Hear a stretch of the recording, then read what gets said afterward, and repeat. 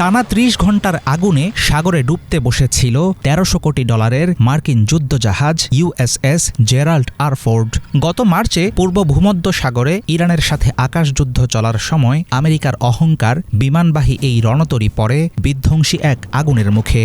দানবীয় জাহাজটির নাবিকেরা যখন ব্যস্ত ইরানি বিমান ও ড্রোনের দিকে নজর রাখতে, ঠিক সেই সময় নিজের ঘরের আগুন নেভাতে ঘাম ছুটে গিয়েছিল মার্কিন সেনাদের। প্রায় ৬০০ নাবিক হারিয়েছেন তাদের শোবার জায়গা। মুহূর্তেই থমকে গিয়েছিল বিশাল রণতরীর স্বাভাবিক জীবনযাত্রা। কিন্তু সেই ভয়াবহ মাত্রার আগুন কি নিছক দুর্ঘটনা ছিল, নাকি যান্ত্রিক ত্রুটির কারণে ঘটেছিল এত বড় অগ্নিকাণ্ড? মার্কিন নৌবাহিনীর গর্ব USS জেরাল্ড আর ফোর্ডের লন্ড্রি রুমে লাগা আগুন সাধারণ দুর্ঘটনা ছিল বলে দাবি আমেরিকার।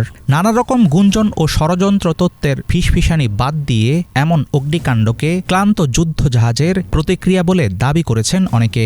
ভিয়েতনাম যুদ্ধের পর কোনো মার্কিন যুদ্ধজাহাজকে এত দীর্ঘ সময় আর কখনোই সাগরে থাকতে হয়নি। প্রেসিডেন্ট ডোনাল্ড ট্রাম্পের সামরিক উচ্চাকাঙ্ক্ষার অংশ হিসেবে জাহাজটি কখনো ভেনেজুয়েলায় মাদুরোকে ধরার মিশনে ছুটেছে, কখনো যোগ দিয়েছে মধ্যপ্রাচ্যের আকাশযুদ্ধে। সাগরে একের পর এক রেকর্ড গড়লেও দিন শেষে আধুনিক রণতরী এবং ভেতরের নাবিকেরা নুয়ে পড়েছে চরম ক্লান্তিতে।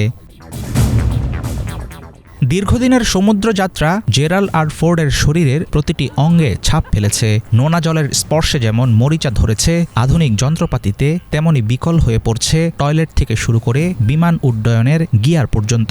কিন্তু সবচেয়ে বড় ক্ষত তৈরি হয়েছে নাবিকদের মনে।